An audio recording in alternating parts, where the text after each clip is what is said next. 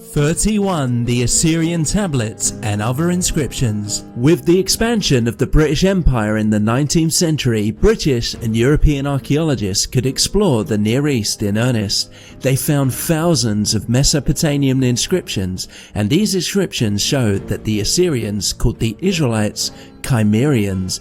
When this information was cross-referenced with ancient classics, it was clear that the Cimmerian Israelites were connected to the Scythians, Sake, Celts, Gauls, and the Germanic tribes. This important information took decades to piece together, and even now most of our kin are not aware of it, and that is largely due to Antichrist lurking in the background, always trying to suppress and discredit these discoveries. The first significant group to undertake the task of spreading these discoveries was British Israel, a newly formed Christian denomination in Britain. Unfortunately, and perhaps dishonestly, they insisted that only the British people were the 12 tribes of Israel. All other European groups were excluded, and this is patently ridiculous because the British people themselves are of the same race as the Germanic tribes and other Europeans. In fact, the Anglo-Saxons are merely an offshoot of the Anglo-Saxons who remained in Germany and became the dominant tribe and formed the Holy Roman Empire. So when the British Empire began to decline, certain American Christians updated British Israel to include Americans, while some rightfully included all Europeans. Regardless, all of these new branches, including the original, were guilty of the same basic error, and this error was poisonous. Both groups believed the lie that the modern people who call themselves Israelites are in fact the tribe of Judah, and Britain and America as the other 11 tribes. But the Antichrist who claim to be the Israelites are in fact the descendants of Cain. The Europeans are the 12 tribes of Israel. Now we shall set this error straight once and for all, so starting with the inscriptions, we will use the book Ancient Near Eastern Texts relating to the Old Testament as it compiles all of the significant inscriptions. So firstly, we'll compare the inscriptions to ancient Greek history, starting with Herodotus. Herodotus described the armies commanded by Xerxes, the Persian king. As he says, the Sake or Scyths were clad in trousers and had on their heads tall stiff caps rising to a point. They bore the bow of their country and the dagger, besides which they carried the battle axe or sagaris. They were in truth Remerging Scythians, but the Persians called them Sake, since that is the name which they gave to all Scythians. Here he boasts of all the provinces which he rules over. Whilst it is not particularly relevant, it shows the sheer scale of the Persian Empire, from Egypt to India to the coast of Anatolia. But towards the end, what is interesting as he lists the Remerging Cimmerians. However, the inscription was trilingual, meaning it was written in 3 languages side by side. Firstly, you had the Assyrian language, which was Akkadian. Then you had the Aramaic language, the language of Aram. And then finally, you had the Persians' native language, Elam, because they were from Elam. In Assyrian, they are called Cimmerians, but in Aramaic and Elam, they are listed as Sakans or Sake. The Cimmerians or Scythians or Sake wearing the pointed caps. So here we realize that the Cimmerians, the Sake, and the Scythians are all the same people, just different names from different cultures, and we came from these people and we originated in the Near East. Next, we shall have a look at an inscription from Sargon II, who presumably ruled Assyria from 721 BC to 705 BC, and his conquest addressed the northern kingdom of Israel. So there's a few gaps in this, but from here we see he besieged Samaria and deported 27,290 people. He settled other people in the land of Samaria, and he placed an officer of his as governor over Samaria and imposed tribute. So this fully corroborates the account in the Bible. Samaria endured a long siege but was eventually defeated, and this is recorded in 2 Kings. So in the 12th year of Ahaz, king of Judah, so that would be the southern kingdom, that's when Hosea the son of Elah began to reign. That's in the northern kingdom. But he did evil in the sight of Yahweh, and Shalmaneser king of Assyria came against him, and Hosea became his servant. So at this point, the rest of the northern kingdom had already been deported. So Samaria was still holding out, but the northern kingdom was now much weaker, and the king of Assyria found conspiracy in Hosea Hosea. So instead of turning to Yahweh and obeying his commands, instead he tried to get an alliance with Egypt. Obviously this is not gonna work. So the king of Assyria comes and shuts him up and bounds him in prison, and he besieged Samaria for 3 years, and then finally he took it and carried away all the remaining Israelites of the northern kingdom. And here we find out that they were placed up north in Halah Habah by the river of Gozan, so that's just under the Caucasus Mountains, and also in the cities of the Medes. Up to now we see that most of the people of the tribes of ancient Israel, i.e. the northern kingdom, were destroyed or taken captive by the Assyrians, but now Judah, the southern kingdom, would suffer the same fate. So firstly in 2 Kings we have an account of the Assyrian captivity of much of Judah. Now in the 14th year of King Hezekiah did Sennacherib king of Assyria come up against all the fenced cities of Judah and took them. And Hezekiah king of Judah sent to the king of Assyria to Lachish, saying, I have offended, return from me. That which thou puttest on me will I bear. And the king of Assyria appointed unto Hezekiah king of Judah 300 talents of silver and 30 talents of gold. And Hezekiah gave him all the silver that was found in the house of Yahweh and in the treasures of the king's house. At that time did Hezekiah cut off the gold from the doors of the temple of Yahweh and from the pillars which Hezekiah king of Judah had overlaid, and gave it to the king of Assyria. Essentially Hezekiah bribed the king of Assyria, but this could not change Israel's destiny, which was captivity for their sins. From the inscriptions of Sennacherib III, who presumably ruled Assyria from 704 to 781 BC, we see the Assyrians returned and deported most of the Israelites from the southern kingdom and besieged Jerusalem. So he tells us he took 46 strong cities as well as walled forts and a countless amount of small villages in the vicinity, and he describes how he took them. He then tells us that he took 200,150 people, so that would be Judah and Benjamin, off into captivity, but he was unable to take Jerusalem, and he handed over the whole country, so that would be the whole southern kingdom except for Jerusalem, over to other tributary kings in the vicinity. So here we should note that there are 2 different perspectives on this incident. In the Assyrian inscription version, where it boasted that Hezekiah was left locked up in Jerusalem like a bird in a cage, that is political spin, so Sennacherib could depict himself in the best possible light. In reality, Yahweh annihilated his army to prevent Jerusalem from falling. A remnant had to remain in and around Jerusalem so that he could fulfill the prophecies of the coming of Christ. Therefore we see this version in Isaiah reads quite differently. Therefore thus saith Yahweh concerning the king of Assyria, he shall not come into this city, nor shoot an arrow there, nor come before it with shields, nor cast a bank against it.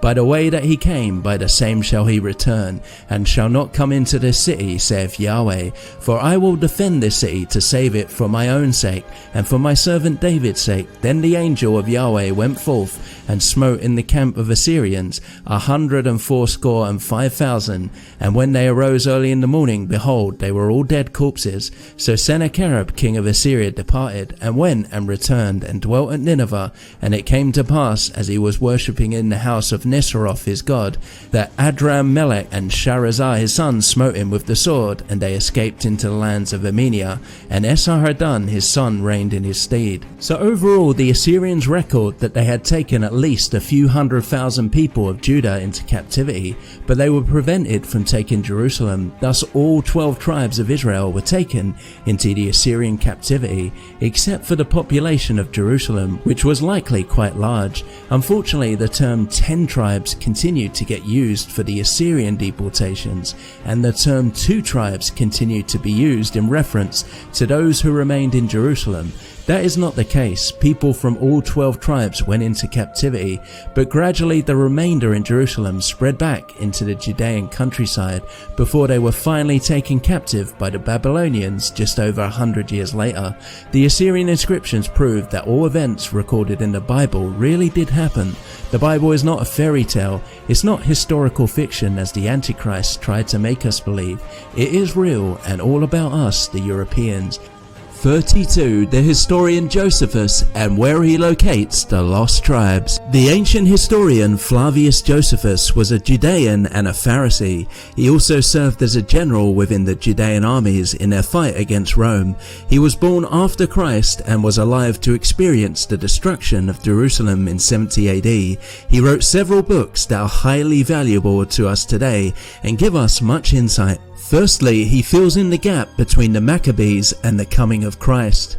Roughly 200 BC to 0 BC, no biblical book was written from this period, so Josephus gives us some insight into the politics of Judea, including important background information concerning the Pharisees, Sadducees, and Essenes. He confirms that the deported 12 tribes were located across the Euphrates River to the north and east as the Scythians, Sacae, Parthians, and so forth. And lastly, and perhaps most importantly, he explains the history of the descendants of Jacob's brother. These non-Israelites were integrated into Judea through forced conversion to the religion and customs of the Judeans.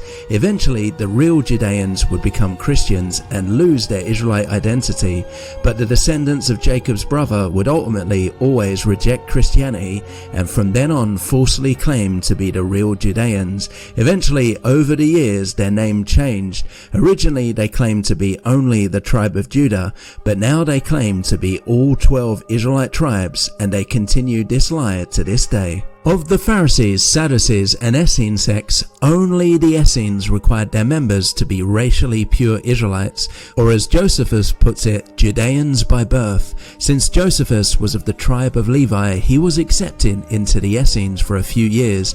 However, later he joined the Pharisees instead, because the Essenes were completely excluded from political life within Judea. From this personal account of Josephus, we see that the Pharisees and Sadducees, whom Christ dealt with during his ministries, were not all racially Israelites. These sects accepted non-Israelite converts, so if they weren't Israelites by birth, who were they? Would knowing their real identity help explain the contention Christ constantly faced from them? Josephus's history about Judea provides answers. The small number of Israelites who returned from Babylon consisted of members of the tribe of Judah, Levi, and Benjamin. They rebuilt the temple and country under the Persian Empire and then under Alexander the Great and the kingdoms of his successors. Eventually, the Judeans grew strong and became independent and prosperous. At this time, the descendants of Jacob's brother lived south of Israel in the land of Edom, and they continually attacked the Israelites. The Israelites fought to drive them out without lasting success, and also fought to expand their own territory. So Josephus recounts that around the 2nd century BC, the Israelites changed tactics. They began to use force and persuasion to convert the descendants of Jacob's brother to their religion, customs, and rites. So Josephus tells us that from then on they were also called Judeans, just like the original Judeans. Herod the Great was one such convert. He bribed Mark Antony, the Roman general, into making him king over the Judeans, and Josephus notes that Herod and his ambitious family were all descendants of Jacob's brother. Many others were appointed to be priests and even high priests. Thus we can understand why the largely non-Israelite religious establishment continuously hounded and harassed Christ, and why they sought to kill him. We can understand why they completely rejected Christianity. Christianity was never for them, and why Christ called them a race of vipers. Their forefather Esau had married into the race of Cain. Therefore his descendants were Canaanites. The religious elite of Christ's time and the modern so-called Israelites were and are Canaanites, not Israelites. Christ called them the synagogue of Satan. This name indicates that they are the offspring of the fallen angels, and by their very nature are opposed to him and his Adamic creation. In Antiquities, Book 11, Josephus recorded that Ezra received an important letter from the Persian king Xerxes, and Ezra sent a copy to the Israelites in captivity, where Josephus wrote in part that Ezra was incredibly happy about receiving this letter, and for this reason he gave thanks to God. So he read the letter at Babylon to the Judahites, and he sent a copy to his own nation that were in Media. And then later we read that many went down to Jerusalem with him, but then the entire body of the people of Israel remained in that country. So Josephus explains that there are only 2 tribes in Asia and Europe subject to the Romans, but the rest are all beyond the Euphrates till now, which he refers to as an immense multitude and not to be estimated by numbers. So here we see that the deported Israelites were indeed the Sake, Scythians, Parthians, etc., as only they were an immense multitude over the Euphrates River at that time. In Antiquities, Book 12, Josephus wrote that the Greek kings of Syria, the Seleucids, were meddling in the affairs of the high priest of Jerusalem, and even removed the certain priest from office and replaced him. Part of the reason for the troubles with the priest was a desire among some of them to Hellenize or adopt the Greek mode of living. Other priests adamantly opposed Hellenization, and Josephus mentions 2 priests named Jesus and Ananias who changed their names to Jason and Menelaus, and how they and others of their party had, as he said, retired to Antioch and informed him that they were desirous to leave the laws of their country and the Judean ways of living according to them. And he goes on to explain that a gymnasium was built at Jerusalem and that they were able to hide the circumcision of their genitals so that when they were naked they would appear to be Greeks. Now of course the Greeks were white and often blonde, so the Judeans certainly could not appear to be Greeks just by hiding their circumcision unless they were also genetically white. Overall, it's vital to note that whilst the books of Josephus may have been somewhat available to the early Christian churches in the Greco-Roman world, they were not available to the Germanic tribes who came to dominate all of Europe. Therefore, our Germanic ancestors would not have known this history of who was a true Israelite. Josephus wasn't translated into English until the early 18th century, so that means the true story of the descendants of Jacob's brother who came to pretend to be the true Israelites only became available to the European world relatively recently. The Catholic Church, the Protestant Reformation, and Christendom as a whole would not have been aware of these facts, but now the historical proof has been made widely available, and we can know with certainty who the Israelites are and who are posing as Israelites but are not. 33. What we can learn from the ancient Greek and Roman historians. In the past, our schools taught authentic ancient history and many students studied the classics, but that's largely a thing of the past. These days, with political correctness, it deems ancient history and the classics as not acceptable, and instead of facts, students of all ages are force-fed a fabricated, new account of history in order to obscure reality. Now more than ever, it is imperative that we read the ancient historians of the Greco-Roman world in order to uncover the true history of our people and of the world. For example, we learn from these historians that in their days the Middle East was populated by European-looking people and largely remained so until the Arab conquest. But now that our people are no longer studying ancient history, most believe that the Middle East was always populated by the current people and their appearance. Therefore, they more readily accept the lie that the Israelites look just like Middle Eastern people today, and the majority of our people are stuck in this lie and cannot get out of it. So starting with perhaps the oldest historian that has survived, Homer lived in the mid to late 7th century BC, but he wrote about times long before his own, specifically the Trojan War in the early 12th century BC, and he described the nations that lived amongst and around the Greeks. Significantly, Homer never mentioned the Dorian Greeks. To him, they were just one of the many tribes that lived in Crete and not Greece, and the historian Thucydides stated that the Dorians were brought to Greece by the Heraclidae some 80 years after the Trojan War. Thus we can determine the truth of the letter from the king of Sparta, which was recorded in both Josephus and Maccabees, that the Dorians were in Crete because they were migrating from Palestine when the Trojan War occurred, and this migration took place in the middle of the Judges period in ancient Israel. Furthermore, when Homer described the characters in the Iliad, Peleus, the father of Achilles himself, and Menelaus, the king of Sparta, all had yellow hair. Hesiod also stated that Menelaus had golden hair in his catalogues of women, and he described Selene as white-armed and bright-dressed. He wrote that Demeter and Ganymedes were golden-haired in his Homeric hymns, as well as Polynice and Phaebad. Speaking of Thebes, the women of the city are described as being yellow or golden-haired in the plays with the tragic poets. In the Odyssey, the title character Odysseus had yellow hair, as did Rhinacimus, the son of Zeus, and the Phoenician Europa, the daughter of Phoenix. The wife of Odysseus, Penelope, had a complexion whiter than sawn ivory. When Homer imagined the goddess Aphrodite, who had protected her son Aeneas during the fighting at Troy, he wrote that she had thrown her 2 white arms about the body of her dear son. Juno, the imagined wife of Job, was frequently described as white-armed Juno. In both works, men are frequently described as turning pale with fear, so the heroes and even the gods themselves were all white. As for the historian Strabo, he gives us some extremely important information. He fully corroborates Josephus' accounts of the Judeans and the descendants of Jacob's brother living together after they had converted to the religion and customs of the Judeans.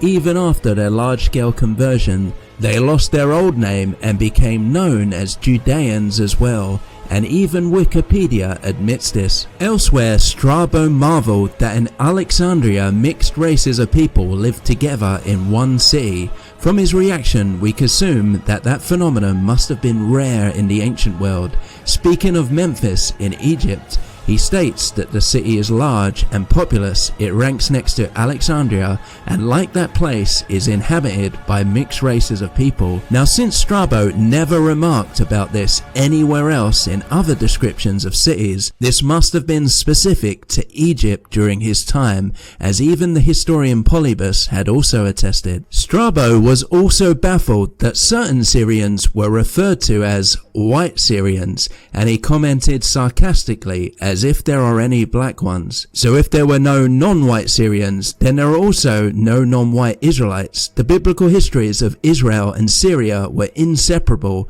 because from the time of David down to the time of Jeroboam too, Israel ruled over much of Syria. We also read in the words of Moses in Deuteronomy chapter 26, "And thou shalt speak and say before Yahweh thy God, a Syrian ready to perish was my father, and he went down into Egypt and sojourned there with a few, and became there a nation, great, mighty, and populous."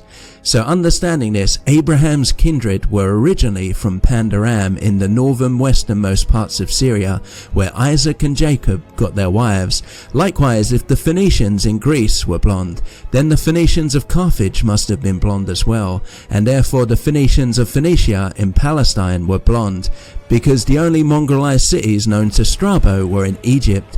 Both the Phoenicians and Carthaginians were white because they were Israelites. As for Diodorus Siculus, in his opening 3 history books, he described the founding myths, kings and cultures of North Africa, the Middle East, and as far as India and Scythia. When the work is read as a whole, it is clear that Diodorus Siculus believed these groups had much in common, not only in their religious beliefs and culture, but also in their general physical characteristics, and that's what you would expect in the Adamic world. They all originally descended from Noah and his 3 sons, so they would all look the same. However, the one exception was Ethiopia. He described 2 separate groups of Ethiopians, one highly civilized and another completely savage. Of the highly civilized, he wrote that the Ethiopians were the first to be taught to honor the gods and to hold sacrifices and the processions and festivals, etc., etc., and he goes on that many were actually educated in Greece. It becomes obvious that these Ethiopians, whose physical characteristics Diodorus failed to mention, were civilized and of the same stock as the rest of the Western society. But then, in stark contrast to the cultured Ethiopians, he describes various other groups living in Ethiopia, some of them dwelling in the land lying on both banks of the Nile and on the islands in the rivers, and some even in Arabia. The majority of them he describes as looking quite different, and here it is evident that Diodorus was describing the Nubians and other wandering tribes of the region. He continued, "As for their spirit, they are entirely savage and display the nature of a wild beast, and are as far removed as possible from human kindness to one another, and cultivated none of the practices of civilized life. They present a striking contrast when considered in the light of our own customs." It should be noted that in Ezekiel chapter 33 he lists Ethiopia among all the mingled people, and this fits well with the picture of a once Caucasian but then later adulterated Cush in that region. In Strabo's 17th book he gained further evidence that the Greco-Roman world was a European-looking world, with non-Adamics only on the fringes of society, especially in Egypt and Ethiopia. Strabo quoted Polybus and wrote, "Polybus at least, who visited the city Alexandria, was disgusted with its condition at the time. He says it is inhabited by three classes of people.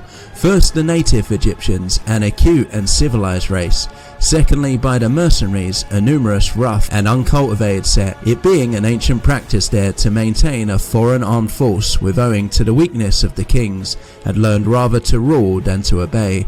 And thirdly, there were the Alexandrians themselves, a people not generally civilized for the same reason, but still superior to the mercenaries, for though they are mongrels that came from a Greek stock, and had not forgotten their Greek customs." So overall, when we reflect on these historians' accounts, views, observations, experiences and perspectives, we see clearly that the Greeks and Romans were aware of the mongrel races that existed even in their day.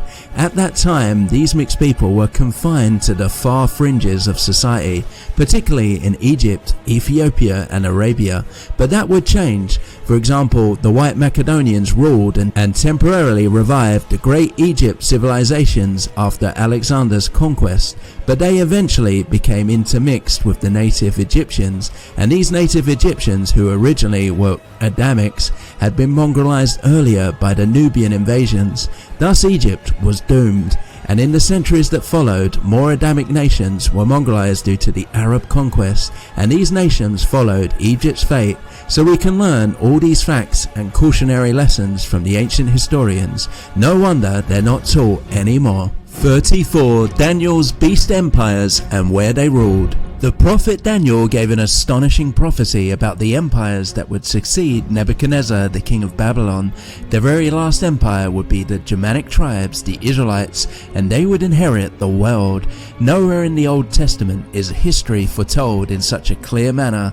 The last kingdom is a race of people, not a church as many modern biblical interpretations would have it. So King Nebuchadnezzar had a dream and sought Daniel's interpretation, and we read this dream in Daniel chapter 2. So he saw a great statue, and the head was of fine gold, the breast and arms of silver, his belly and thighs of brass, and the legs of iron, his feet part iron and part clay. And then the conclusion was that a stone that was cut without hands would smite the whole image upon its feet and break them to pieces. And then ultimately that stone that destroyed the statue, the stone that smote the image, became a great mountain and filled the whole earth. So then Daniel gives his interpretation of the dream. He essentially explains that Nebuchadnezzar is the king of kings, and that God, Yahweh, has given him this kingdom and the power and the strength and the glory. He then explains that Nebuchadnezzar is the head of gold, but his kingdom will not last forever and would be replaced by the kingdom of silver, and then that kingdom would be replaced by brass, and then that kingdom would be replaced. And then finally the last kingdom, made out of the feet and toes,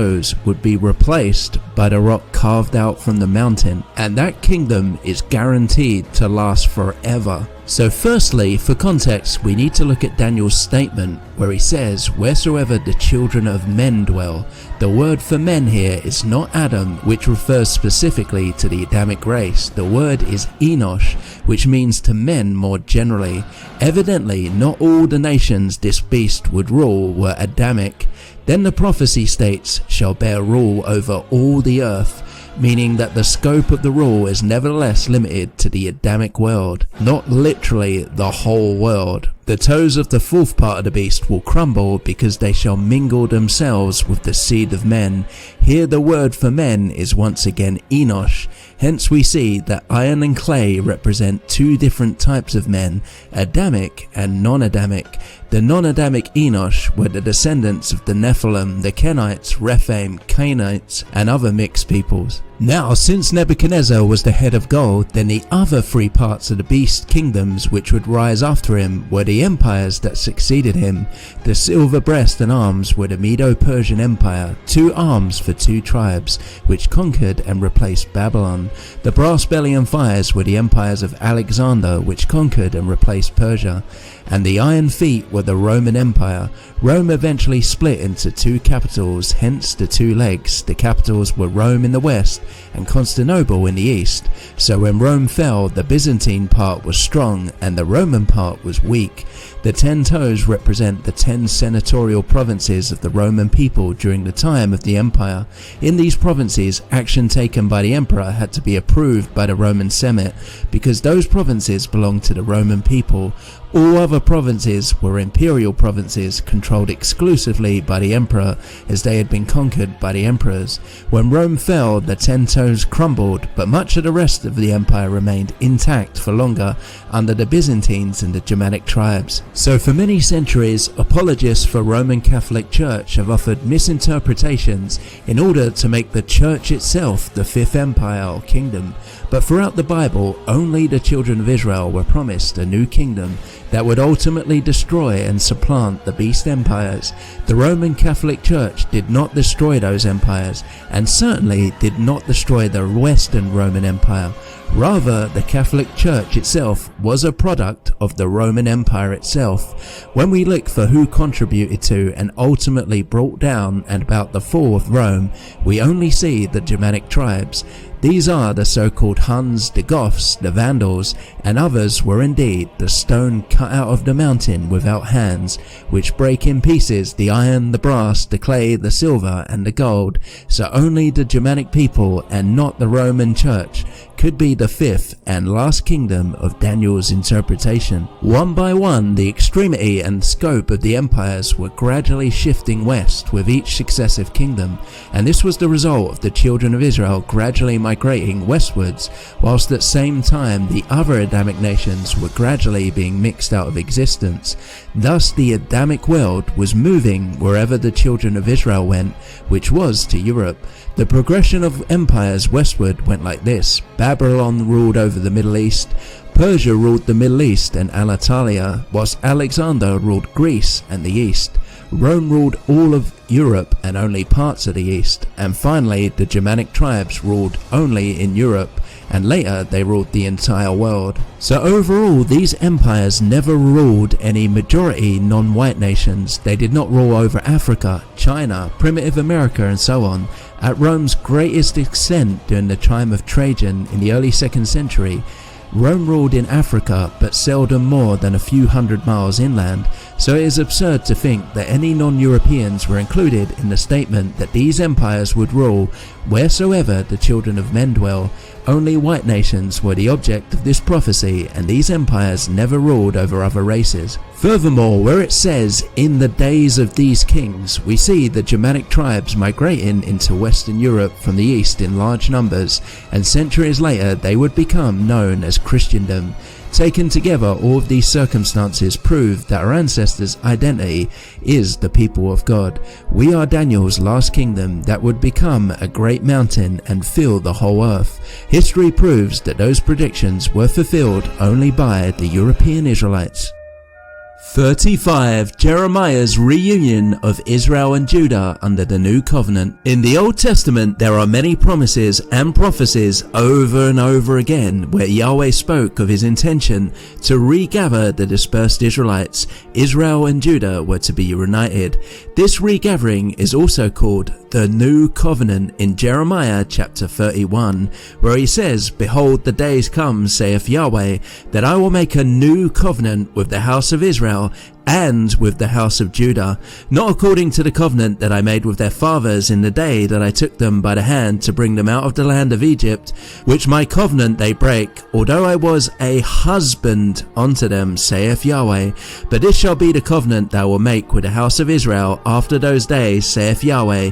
I will put my law in their inward parts, and write it in their hearts, and will be their God, and they shall be my people. Yahweh made the new covenant with the children of Israel in order to bring them back to himself. Paul of Tarsus actually cited this exact passage from Jeremiah in his epistle to the Hebrews in chapter 8, and in Romans chapter 9 he wrote that the adoption and the glory and the covenants and the giving of the law and the service of God and the promises were for the Israelites, whom he called his kinsmen according to the flesh. Paul was writing around 58 AD and Jeremiah had written centuries earlier, and both stated that the new covenant was exclusively only for the Israelites. Paul said in Acts chapter 26 that his purpose was for the hope of the 12 tribes. Therefore he brought the gospel specifically to white people in Europe. After his conversion on the road to Damascus, he spent 3 years in Arabia and never thought to preach to Arabians or Egyptians, or to go to Sudan or Ethiopia and preach to the other peoples there. Paul said he wanted to go west to Spain. He never once mentioned wanting to go east to India or China. But doesn't scripture say that the gospel is for all the world? Here we should explain certain words and phrases Christ used which are twisted to make it seem that he opposed his own prophets and instead directed his message to all people and all races of the world. Throughout his ministry he uses phrases such as all, everyone, whoever, and the world. At the time of Christ's ministry, the Adamic world had been replaced by Israelites, so the Greco-Roman world was for the most part an Israelite world. Christ came from that world, thus where he says all and whoever, he is speaking in the context of that Israelite European world. When using context, someone can speak to a specific group and use terms such as all or anybody, but those words only apply to that specific group. For example, everyone needs to sign up for this meeting. Obviously, everyone does not apply to everyone in the entire world, but to people within the group being addressed, and this is exactly what Christ was doing. He came only for the lost sheep of the house of Israel and was addressing only them. Paul wrote in Romans 14:11, "For it is written, as I live, saith Yahweh, every knee shall bow to me, and every tongue shall confess to God." Later, Paul confidently stated that, "And so all Israel shall be saved, as it is written." This means that every Israelite will eventually accept the gospel of Christ, whether in this life or the next. If people obey now, they have a reward waiting for them, as everyone will be judged and rewarded for their good works in this life. So Paul said to the Corinthians that when we die, if any man's work shall be burned, he shall suffer loss, but he himself shall be saved, yet so as by fire. And this refers to the good deeds our kin do in this life. These good deeds will be stored up in heaven. All this tells us that Christianity is the new covenant, and its purpose is to regather the lost tribes, and this new covenant was only for the Israelites, and Christ was addressing them only. When the Europeans converted to Christianity, they were the lost sheep of the house of Israel, being regathered to their God. To say that Christ came for anyone and everyone is a type of universalism and is a lie.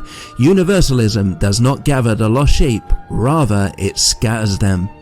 36. Ezekiel's remerging of the two sticks into one. Like Hosea and Jeremiah, Ezekiel made a remarkable prophecy about Israel's future. Yahweh would join two broken sticks into one whole stick. The broken sticks were an allegory for the divided kingdoms of Israel, and the prophecy shows that God can do the impossible.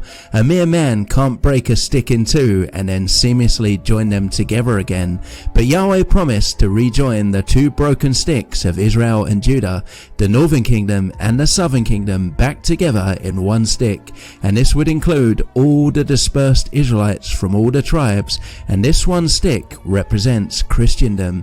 Under Christendom, the Israelites were reunited under Christ, who is Yahweh our God. In Ezekiel chapter 34, he gives a description of Yahweh's lost sheep who had wandered over the mountains, and Ezekiel was writing during the Israelites' captivity. They had been forced out of their land, had wandered and were lost. And then later in Ezekiel chapter 35, it describes how the descendants of Jacob's brother took for himself the lands that Israel and Judah had been driven out of. Stealing the Israelites' land was an early step in the 500-year process of the descendants of Jacob's brother stealing our Israelite identity. And this Israelite identity continues to this day and confuses many, if not most, modern Christians. In Ezekiel chapter 36, he promises the reconciliation of Israel and continues to prophesy against Edom, the enemy who came to possess the ancient high places. And in verses 8 and 9 we read, "But ye, O mountains of Israel, ye shall shoot forth your branches, and yield your fruit to my people of Israel, for they are at hand to come. For behold, I am for you, and I will turn unto you, and ye shall be tilled and sown." He is speaking not of geographical mountains, but of the 12 tribes in captivity. And then after further promises of reconciliation with Israel, we arrive at Ezekiel chapter 37. And in this quite famous chapter, Ezekiel describes a valley of dry bones that come alive again. Allegorically, the lost tribes were walking corpses unless Christ came to save them, as it says in verses 11 to 12. "Then he said unto me, Son of man, these bones are the whole house of Israel. Behold, they say, Our bones are dried, and our hope is lost. We are cut off for our parts. Therefore prophesy and say unto them, Thus saith Yahweh, Behold, O my people, I will open your graves, and cause you to come out of your graves, and bring you into the land of Israel. And you shall know that I am Yahweh when I have opened your graves, O my people, and brought you up out of your graves, and shall put my spirit into you, and you shall live, and shall place you in your own land. Then you shall know that I, Yahweh, have spoken it, and performed it, saith Yahweh." In the days of Zerubbabel, Nehemiah, and Ezra, somewhere around 42,000 people from the tribes of Judah, Benjamin, and Levi returned to Jerusalem to build it with the permission of Cyrus the king. This was a small number of Yahweh's people, but Ezekiel, Jeremiah, and other post-captivity prophets make clear that Yahweh God knew where the rest of Israelites were. He had never abandoned them. The new covenant in Jeremiah was promised only to them, and here Ezekiel also speaks of this exclusive new covenant in the parable of the two sticks. So in chapter 37, Ezekiel gives the details. "The word of Yahweh came again unto me, saying, Moreover, thou son of man, take thee one stick, and write upon it, for Judah and for the children of Israel his companions. Then take another stick, and write upon it, for Joseph the stick of Ephraim, and for all the house of Israel his companions, and join them one to another into one stick, and they shall become one in thine hand.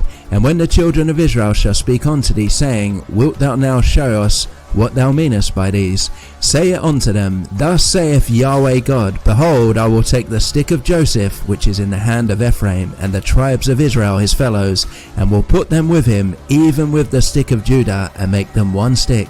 And they shall be one in mine hand, and the sticks whereas thou writest shall be in thine hand before their eyes." About 1,000 years after Ezekiel had written this prophecy, the dispersed and lost tribes were reunited into one stick in Europe when they began to accept Christianity.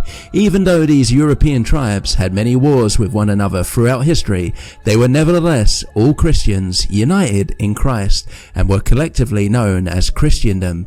So continuing with Ezekiel, "And say unto them, Thus saith Yahweh God, Behold, I will take the children of Israel from among the heathen," or literally nations, "whither they be gone, and will gather them on every side, and bring them into their own land. And I will make them one nation in the land upon the mountains of Israel." So not Palestine, nation, and one king shall be king to them all, and they shall be no more two nations, neither shall they be divided into two kingdoms any more at all, neither shall they defile themselves any more with their idols, nor with their detestable things, nor with any of their transgressions, but I will save them out of all their dwelling places, wherein they have sinned, and will cleanse them, so shall they be my people, and I will be their God. So the children of Israel, long after their captivity, would continue to be the people of God, and he mentions no other people here. They would be taken from among the other nations where they had been scattered, and once again become a distinct people under their God. Ezekiel describes this kingship of Christ allegorically as the kingship of David, who was a type of Christ in this regard. And David my servant shall be king over them, and they all shall have one shepherd. They shall all walk in my judgments, and observe my statutes, and do them, and they shall dwell in the land that I have given unto Jacob my servant, wherein your fathers have dwelt. And they shall dwell therein, even they and their children's children forever, and my servant David shall be their prince forever. Then finally, Ezekiel gives the promise of a new covenant in Christ. Moreover, I will make a covenant of peace with them, and it shall be an everlasting covenant with them, and I will place them and multiply them, and will set my sanctuary in the midst of them forevermore. My tabernacle also shall be with them. Yea, I will be their God, and they shall be my people, and the heathens, or nations, shall know that I am Yahweh, do sanctify Israel, when my sanctuary shall be in the midst of them forevermore. So where it says the heathen shall know, the word for heathen is literally nations, and this could refer to the actual nations of Israel, or it could refer to the other Adamic nations, which was elsewhere promised a share in the resurrection. So the tribes of Israel and Judah were prophesied to become fully reunited in the gospel of Christ under a new covenant. But none of this includes the people of Judea who rejected Christ. Paul did not call them his kinsmen according to the flesh, but rather he explained that not all of them were of Israel, were actually Israelites. Furthermore, Yahweh never promised that Christianity would include any other people in the world. As we see over and over again, the new covenant of Christianity's sole purpose was the reunion of Israel and Judah, the regathering of Yahweh's people, who can only be the Europeans. 37. Isaiah's proof of Israel's destiny is in Europe. Isaiah is the most quoted prophet in the New Testament, and even Christ himself quoted Isaiah. He is often referred to as Esaias the prophet, no matter which part of his book is cited. A careful reading of Isaiah's prophecies show us that the children of Israel were destined to end up in Europe and become the Europeans. The first 40 chapters of Isaiah are concerned with the coming judgments upon Israel, Babylon, Assyria, and other surrounding nations, whilst the remainder of the book from chapter 41 onwards was given after the deportations, and these later chapters address the Assyrians' fell siege of Jerusalem, what would happen to the deported Israelites, as well as the coming Messiah, Christ. In the first 40 chapters, many interconnections between the prophets and recorded history prove that the Israelites were white, or more accurately, that they largely formed the stock that later became known as European or Caucasian. Isaiah chapter 2 makes reference to the ships of Tarshish and indicates that the Israelites were still engaged in Mediterranean trade with Europe, cross-referencing Ezekiel chapter 27 and 28 and the Lamentations over Tyre show that Dan and Javan traveled together and engaged in European trade from Tyre. In Isaiah chapter 10, 17 to 20, it foretells the destruction of Assyria and the significant part the Israelites would play in its destruction. And the lights of Israel shall be for a fire, and his Holy One for a flame, and it shall burn and devour his fawns and his briers in one day, and shall consume the glory of his forest and of his fruitful field, both soul and body, and they shall be as when a standard-bearer fainteth, and the rest of the trees of his forest shall be few, that a child may write them. And it shall come to pass in that day that the remnant of Israel, and such as are escaped of the house of Jacob, shall no more again stay upon him that smote them, but shall stay upon Yahweh, the Holy One of Israel, in truth. Then Isaiah chapter 11, 10 to 14 prophesies the future of Israel after the destruction of Assyria and the regathering of all Israelites wherever they have wandered off to.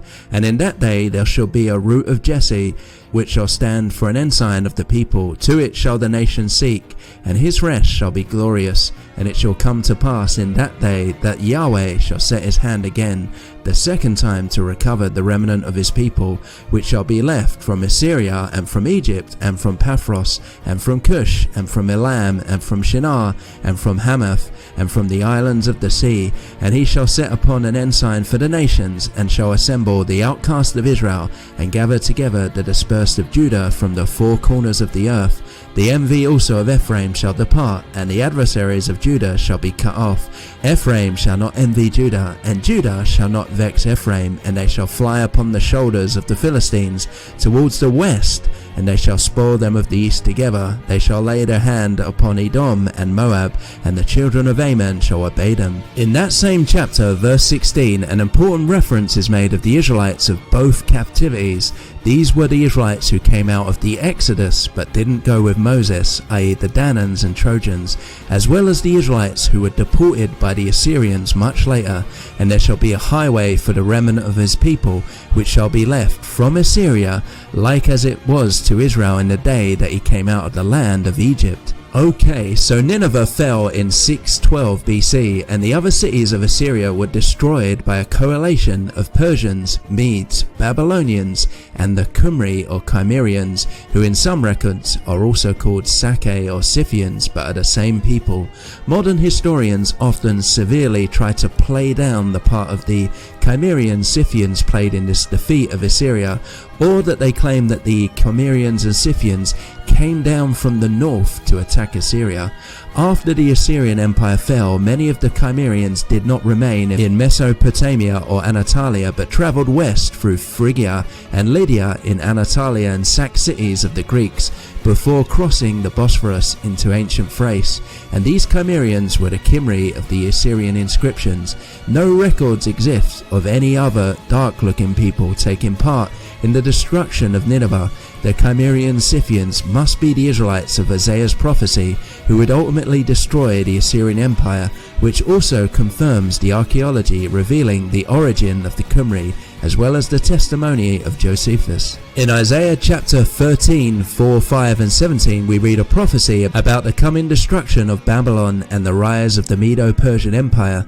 The noise of a multitude in the mountains, like as of a great people, a tumultuous noise of the kingdoms of nations gathered together.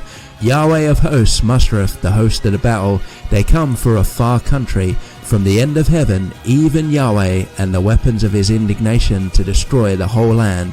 Behold, I will stir up the Medes against them, which shall not regard silver, and as for gold, they shall not delight in it. Many of the Qumri or Israelites had been settled in the cities of the Medes by the Assyrians.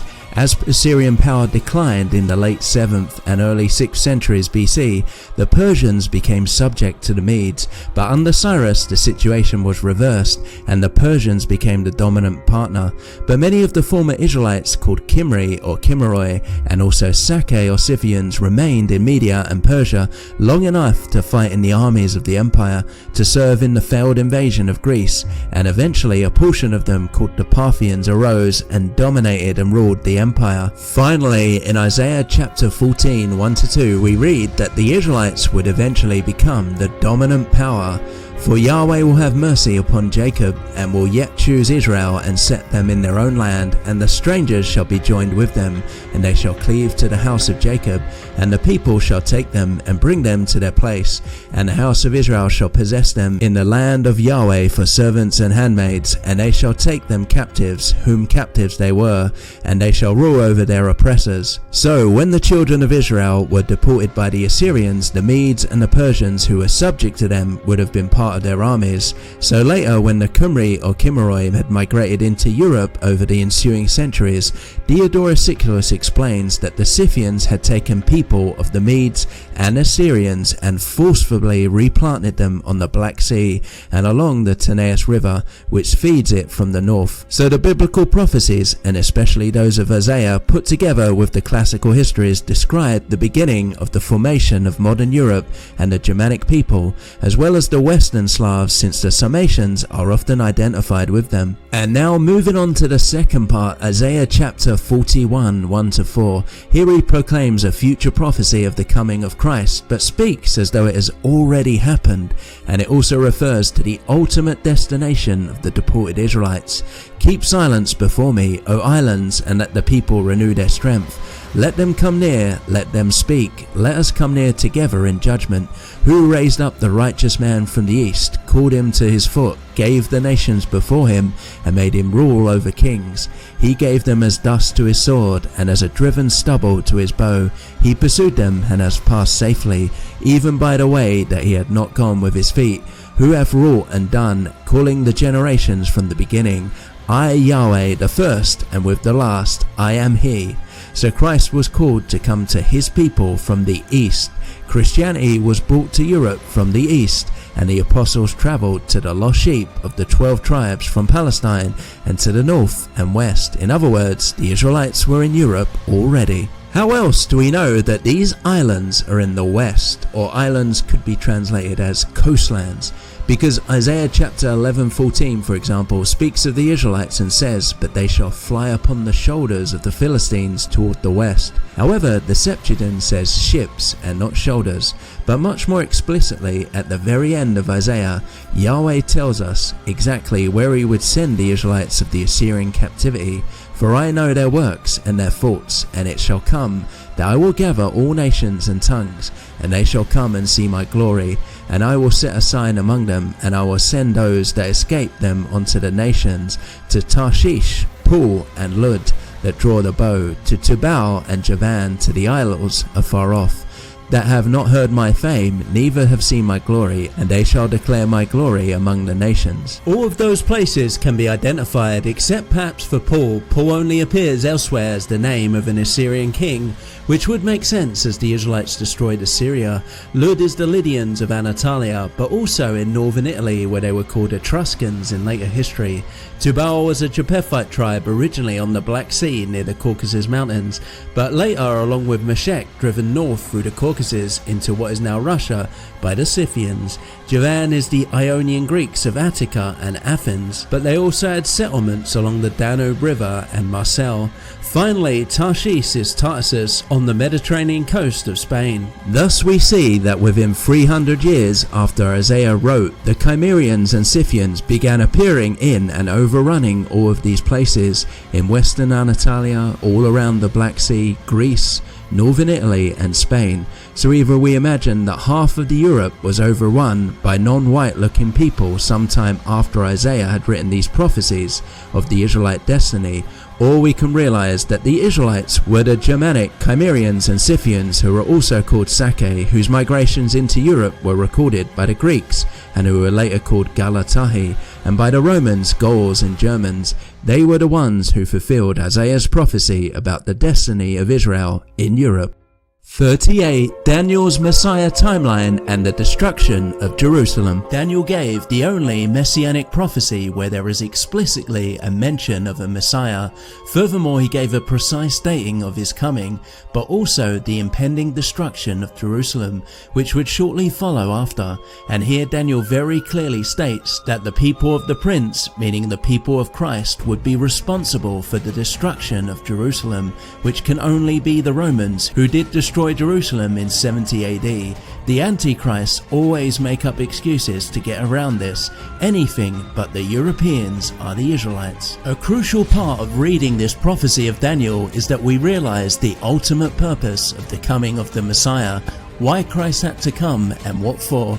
So here we shall read Daniel chapter 9. 70 weeks are determined upon thy people and upon the holy city to finish the transgression, and to make an end of sins, and to make reconciliation for iniquity, and to bring in everlasting righteousness, and to seal up the vision and prophecy, and to anoint the most holy. So here we see that Christ has two purposes, one for his people and one for Jerusalem. The fate of the city would follow after the reason of his coming for the children children of Israel. So firstly, to make an end of sins, most Christians under universalism these days falsely believe that anyone can sin and that Christ came to cleanse everybody in the world or every believer from their sins. However, sin is the transgression of the law, Yahweh's law. If you have not been given a law, then you cannot break a law.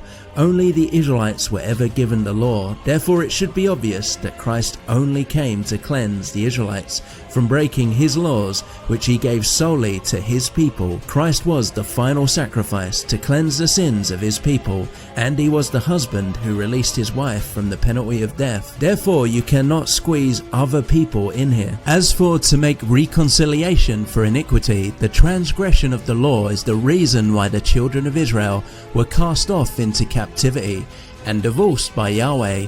Therefore reconciliation between Yahweh and his wife can only be made with those with whom there was a relationship in the first place, and this reconciliation is therefore for them alone.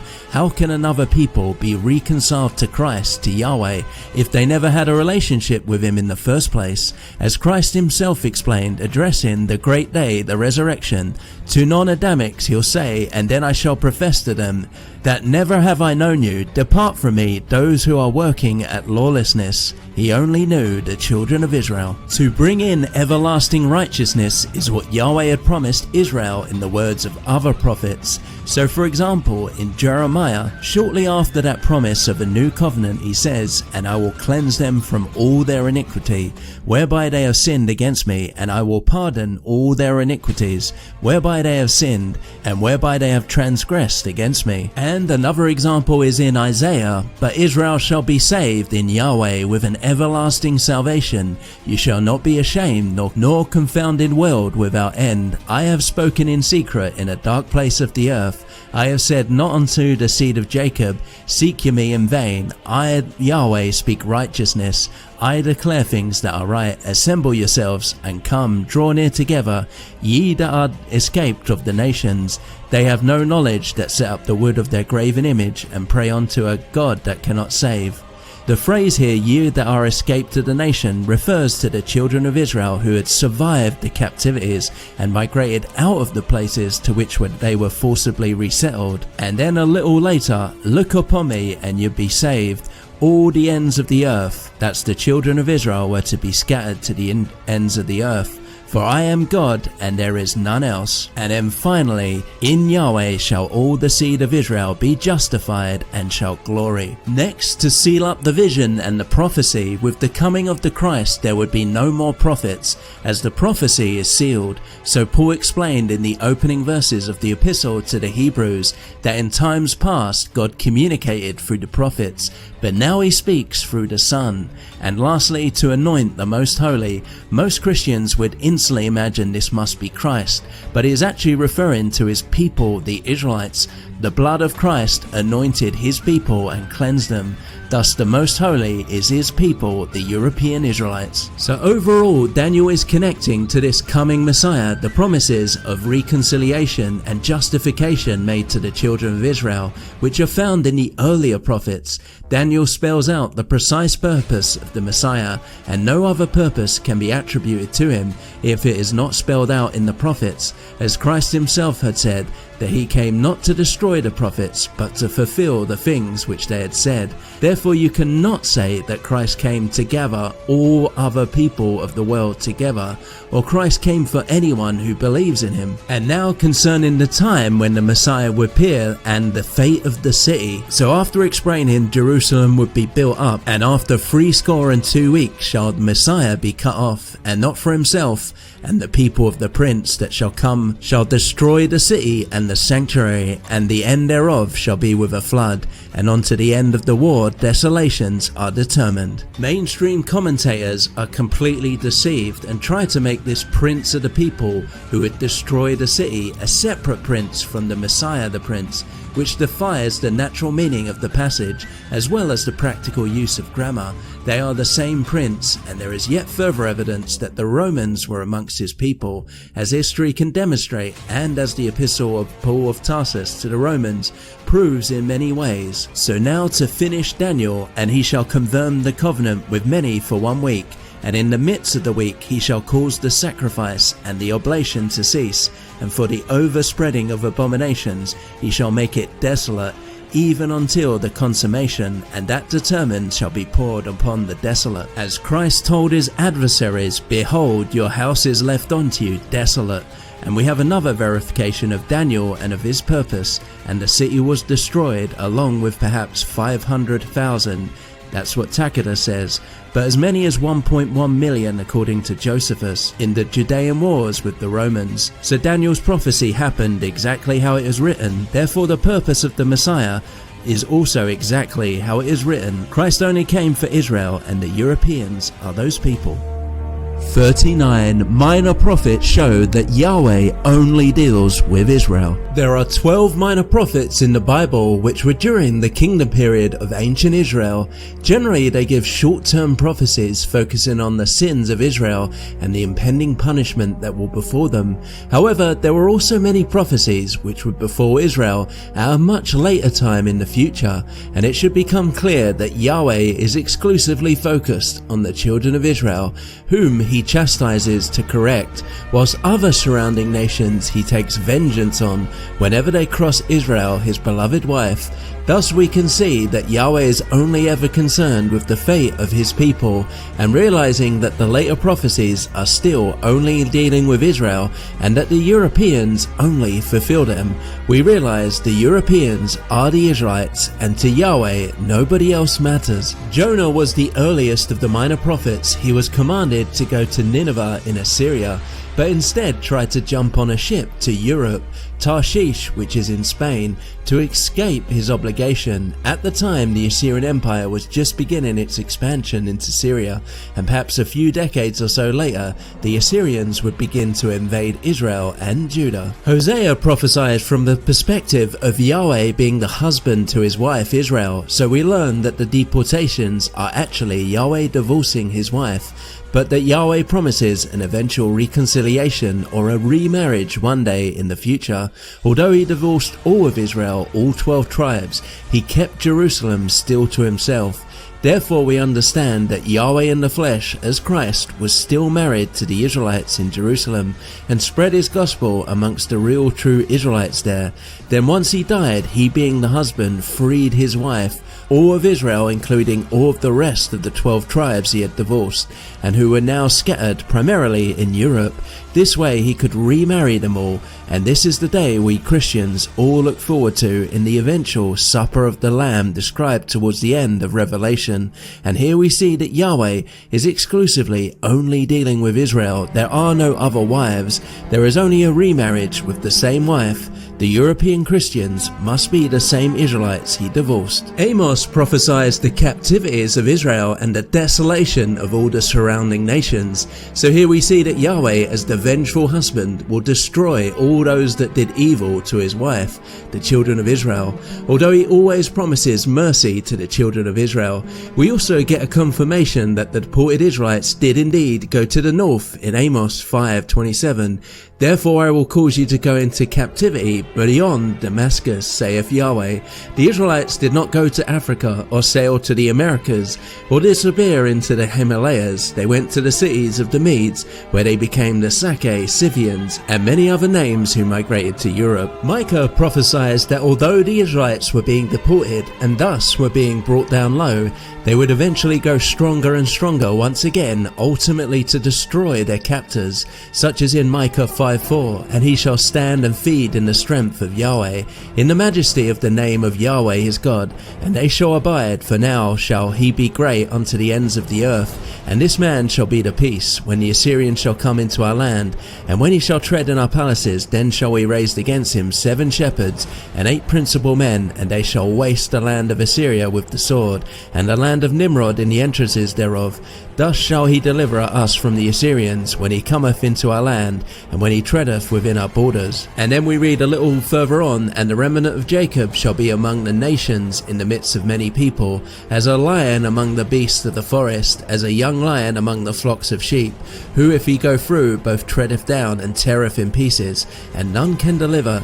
Thine hand shall be lifted upon thine adversaries, and all thine enemies shall be cut off. and this was fulfilled several centuries later as all of the old empires of the East were ultimately overcome by the descendants of the Israelites, the Cimmerians, Scythians and Parthians. Joel described the decay of the Israelite kingdom, which had become full of Canaanites and other evil peoples and tribes. He allegorically describes them as locusts, cankerworms, palmerworms and caterpillars, parasites essentially, which were devouring his people, just like a farmer watching his crops devoured by pests. Joel was watching his people being devoured. Today we have the same problem in all of our cities and nations, a punishment which would happen only to Israel if we turned away from Yahweh, which is exactly what has gradually happened in our Christian nations. Joel also prophesies against Tyre, where he states, "The children also of Judah and the children of Jerusalem have you sold unto the Grecians." In Hebrew, the word for Grecians here is Yavanna, which is the Ionians, and not all of the Greeks. The Tyrians had sold captured Israelites, their own people, to the Ionians as well as the Edomites, which we also read in Amos. However, throughout all of Athens' history, all slaves were always white. The prophet Nahum also wrote a prophecy of the destruction was about to come upon Nineveh, which included a promise of the gospel, which is very similar to the one found in Isaiah chapter 52. Along with this, Nahum corroborates the captivity of Israel, where he wrote, "For Yahweh hath turned away the excellency of Jacob as the excellency of Israel, for the emptiers, i.e. Assyrians, have emptied them out, and married their vine branches." So Yahweh would avenge Israel by destroying Nineveh, and the last chapter of the book reads in part, "Behold, I am against thee, saith Yahweh of hosts, and I will burn her chariots in the smoke, and the sword shall devour thy young lions, and I will cut off thy prey from the earth, and the voice of thy messengers shall no more be heard." So after the correlation of Cimmerians, Babylonians, Persians and Medes destroyed the city, Nineveh was never heard from again. Obadiah wrote his prophecy against Jacob's brother, which has still not been fulfilled to this day, so we await it still. And we find out that they were most responsible for the total destruction of the Temple of Solomon. Ironically, they later under King Herod would build a new temple, although they would now pretend to be the Israelites, and this continues to this day. Zechariah is a prophet not only for the time of the rebuilding, but he also describes some of the trials Zerubbabel, and namely the high priest Joshua, would have to face, and many things that would result after the rebuilding of the temple, and especially the ministry of Christ, his own travails with Satan, which is the descendants of Jacob's brother. Zechariah gave oracles against some of the surrounding nations, and one such prophecy was against the cities of Philistine, and it is recorded, "A bastard shall dwell in Ashdod, and I will cut off the pride of the Philistines." At the time, the Philistines looked just like Europeans, and had also apparently interacted in trade with Europeans for a few centuries. But the people who live in those regions now must be bastards, as that is what the prophecy tells us. Clearly, a bastard is not what the churches teach us, a child born out of wedlock. Rather, it is non-Adamic people. The prophet Malachi is the last prophet, and he prophesies when the temple is fully rebuilt and operational. But the priesthood is corrupting itself. They are mixing with the surrounding non-Adamic people. And he was a prophet of Christ and of John the Baptist, the Elijah which Christ had said was already come. And he was also the prophet of the true Christianity which would come towards the end time, the Elijah whom Christ had said would come in the future to restore the true covenant message of the scriptures, that we Europeans are the Israelites. And that is the ministry that is unfolding at this point in time, to turn the hearts of the children to the fathers and the hearts of the fathers to the children. In other words, make us remember who we are. So overall, the prophets make it abundantly clear the Israelites were deported to the north and eventually migrated to Europe, that the Israelites conquered all the other Adamic nations and received the Christian gospel to be restored to their former husband Yahweh, who is Christ. Furthermore, in the end times, a final ministry would begin to transpire, the ministry of Europeans remembering who they are, the Israelites of the Bible. 40. Revelation is only about the 12 tribes and is Eurocentric. The revelation of Christ foretells events that would unfold before the end of the world. Written by the Apostle John around 100 AD, it also reveals biblical mysteries such as the identity of the serpent in the Garden of Eden and the nature of the tree of life. also from Genesis. So when we study Revelation alongside the parables of Christ, we come to know the reasons and motivations behind everything that's transpired from the beginning of time.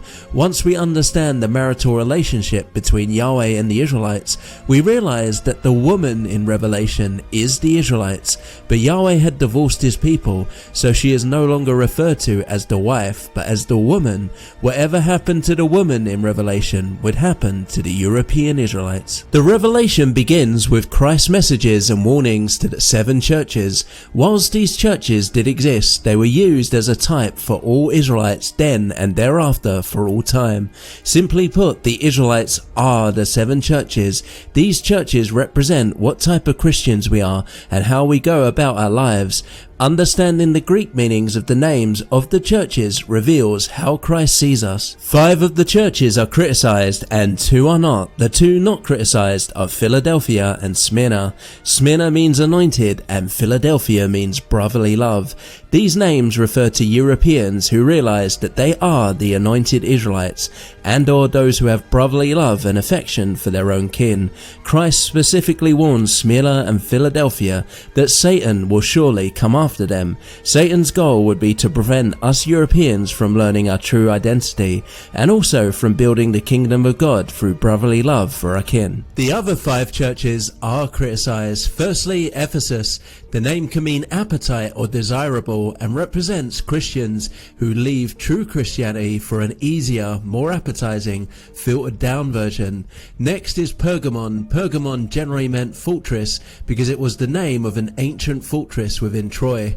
All of the elite and powerful would have resided here, and Christ warns this church that they will be surrounded by the adversary, i.e. the descendants of Cain, who will infiltrate all institutions of power, and Pergamon was commanded to resist the teachings of Balaam, and this refers to the incident where the Canaanites deliberately tried to seduce Israelites to mix. Israelites in positions of power and authority must be on their guard against this seduction and protect our people. Next are Thyatira and Sardis, which means heavenly sacrifice and precious stone. These churches were not criticized for wrongdoing, but were warned to stay alert and fulfill their Christian obligations, since either they have the gospel and the knowledge but are waning, or they have the knowledge but they can go either way. Thus they are a heavenly sacrifice and a precious stone. The Apostle James warned, faith without works is dead. So Christ is exhorting these churches to do good work and to not give up. Lastly, Laodicea means righteous people, but righteous from a worldly perspective. In other words, self-righteous. This church is neither hot nor cold. They know his gospel of God and claim to be Christians, but they care not for his will or his works. They seek and care for their material wealth, while they are really destitute of the treasures that matter most, those stored up in heaven. And the rest of Revelation reveals what will happen to these 7 churches, i.e. the European people. Then we have the events leading to the fall of the Roman Empire. At the time of the writing of Revelation, Rome ruled the world, and the progressive overlapping stages of its downfall are popularly referred to as the 4 horsemen of the apocalypse. In fact, all empires generally follow this same pattern. So the first horse is white, and the man on the horse is carrying a bow and wearing a crown. The white horse represents the early Roman Republic and its great expansion. The second horse is red, its rider carries a sword, and the red horse represents the bloody civil wars that resulted in the tyranny of the emperor. The third horse is black, its rider carried no weapon but instead scales, and the black horse represents temporary peace with no further military expansion, but it also represents the merchants and mass immigration flocking into the empire, resulting in mass inflation and poverty. The fourth horse is green, and its rider's name is Death. The green horse represents the sickness, the famines, and the gradual decay of the empire.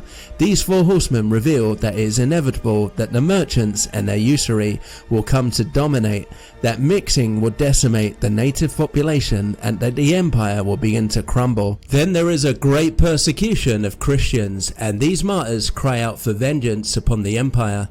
Rome begins to collapse as the Germanic tribes invaded. Allegorically, these tribes, Israelites, are moving mountains, and the former powerful men men are hiding in fear of their lives. It is at this point that we have the sealing of the 12,000 from each tribe.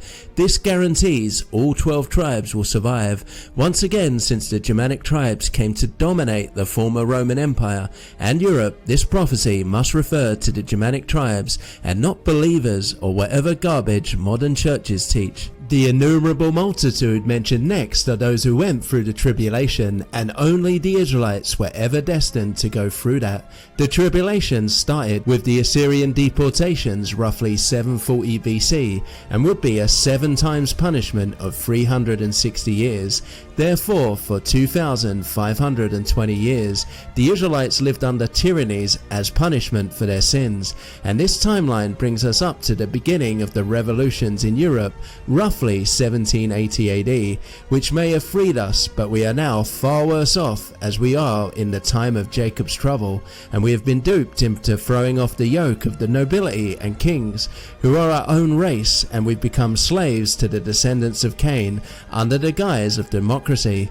As for the 12,000 from each tribe who were sealed, they seem to have a special destiny that is not yet revealed. One day we will find out. Next, the bottomless pit is opened. This is the rise of Islam, and it began in Arabia and wiped out 1/3 of the Adamic world.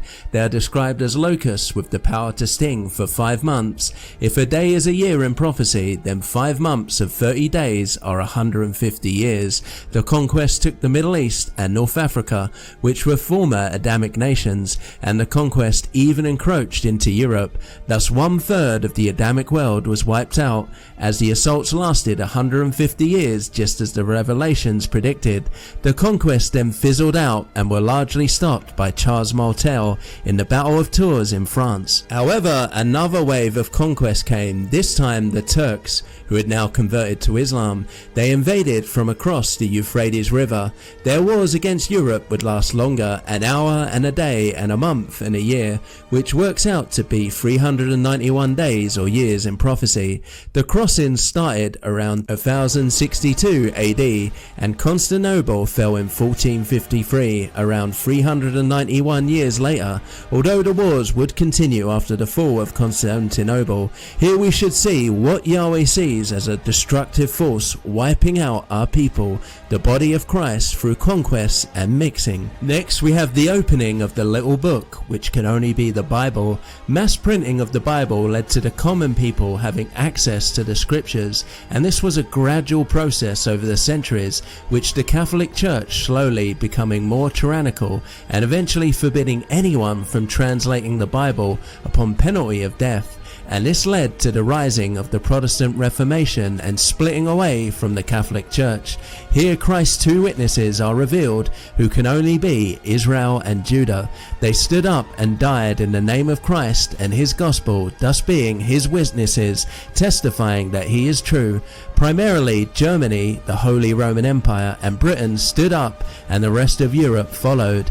Germany must be Judah and Britain must be Ephraim, the 2 leaders of the 12 tribes. Together with the 12 tribes, the Europeans led by Judah and Ephraim are Christ's 2 witnesses. Following this, we have a series of recapitulations or retelling of the previous chapters, but from completely different perspectives, and this can be confusing, but it gives further insight. We must remember that throughout the Bible, Hebrewisms and phrases that repeat the same idea multiple times in different ways in order to give greater understanding, and here in Revelation, the repetition is done with entire chapters. We see a woman with a crown of 12 stars fleeing into the wilderness, and this woman is the Israelites fleeing to Europe. Their migration started in the wilderness. The 12 stars represent the 12 tribes. The fleeing figure is a woman because she is the wife-to-be of Yahweh. She is to be nourished by the gospel, and the woman is described as birthing Christ, meaning that Christ was an Israelite. A dragon tries to kill Christ, and this is King Herod. He is a dragon because he is a descendant of Jacob's brother, the race of Cain. Whilst the serpent represents all the descendants of Cain collectively, a dragon represents represents one of those descendants of Cain who has become powerful and mighty. Today the dragons would be the powerful billionaires with enormous influence. Then we have another recapitulation explaining the deeper motivations behind these happenings. Just like at the dawn of time, Michael the archangel fought the fallen angels and they were kicked out of heaven. Likewise, Christianity resulted in the expulsion of the serpent and its dragons being kicked out of Christian Europe. The serpent attempted to destroy Christian Europe by casting out a flood to destroy the woman. A flood is mixed people, therefore we realize the rise of Islam was planned and funded by the serpent to deliberately militarize all people out there to overrun all Adamic nations and eventually all of Europe. Ultimately, the woman is protected and the invasions fail and did not destroy all of Europe. Next we have another recapitulation, and things are described from the perspective of the continuous beasts which have been behind the empires that have come and gone throughout time. The 7 beasts include the 4 out of 5 empires described in Daniel: Babylon, Persia, Greece and Rome. However, here Revelation goes back further in time than Daniel's prophecies and also includes Egypt and Assyria, which were prior to Babylon, and that makes 6. Another 7th beast is predicted to come, and this 7th beast would come from a former beast, and this can only be the Roman Catholic Church, which came from the former Roman Empire and came to rule over Daniel's final 5th empire, which is Christendom. Overall, we come to understand that there are Adamic empires, but also nefarious descendants of Cain in the background who turned these empires into multicultural beasts who tyrannized the Adamic people. Then it explains the miraculous recovery of this new 7th beast. The fall of the city of Rome is the mortal head wound. With the rise of the papacy, the western part of the Roman Empire rose a second time, even more powerful than before, but this time under a religious tyranny rather than a military empire, and gradually all kings and nobles had to answer to the papacy and obey the Pope's decrees and laws. The popes are granted 42 months of authority, which is 42 times 30, which is 1260 days or years in prophecy. In 1796, Napoleon arrested the Pope and papal authority was ended, and in 576 the papacy had been created by the Emperor Justinian, who made the Roman bishop have authority over all other bishops and eventually over all of Europe. Next we have the rise of a brief empire which would come and go and would also result in the adversary being unleashed, and this is Napoleon's empire, which came and went in a matter of a few years, but by and large resulted in the complete emancipation of the descendants of Cain all across Europe.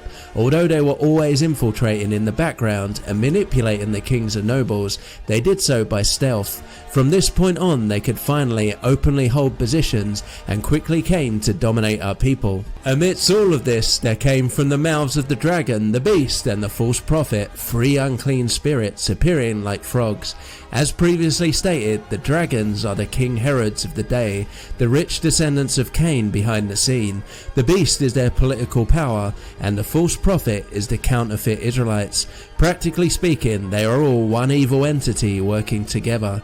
As for the 3 unclean spirits appearing like frogs, they can only be liberty, fraternity and equality, and this was the political propaganda that the descendants of Cain used to deceive the Christian people and to encourage the French Revolution and all future revolutions. It all started in France, and the French were called frogs for centuries leading up to these developments, and this gives us a clue about where this would happen and where it did ultimately happen in history. We then have one final recapitulation which sets in stone who Satan is. Here the dragon, that serpent of old, who is the false accuser and the adversary, is bound for 1,000 years, after which he is released for a short time. Simultaneously, we have a millennial reign of Christianity for 1,000 years, and this can only be Christian Europe.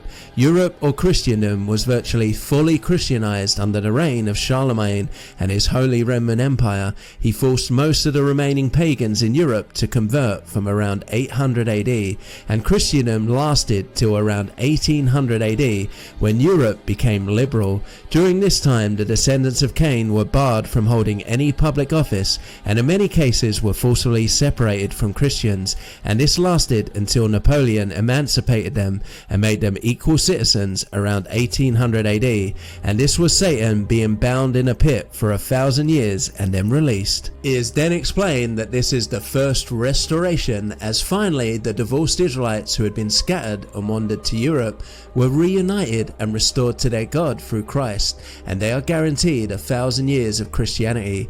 However, in most Bible translation this is clouded and obscured because a line was added in between.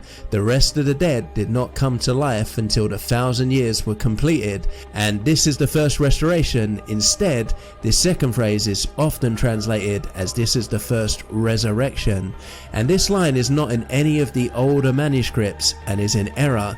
It has caused enormous confusion, and many Christians falsely believe that when Christ returns we are resurrected and go to heaven for 1,000 years. Only after that will Satan return and be destroyed. However, this has all already happened. Next, Satan, i.e. the descendants of Cain, are released with the emancipation. We gain a clearer understanding of history here and realize that they were behind all the revolutions to gain their freedom.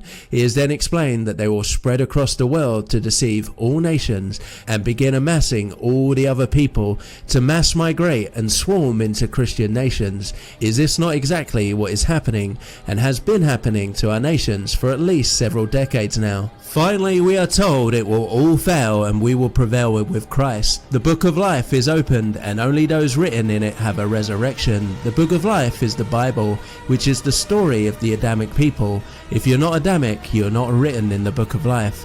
Thus only the Adamic people, God's creation, who have his spirit inside them, will ultimately be resurrected.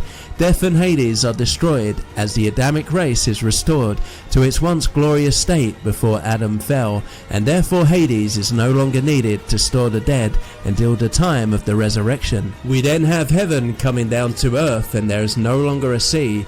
The sea, or a flood, are allegorically used for non-Adamic people. They are gone now.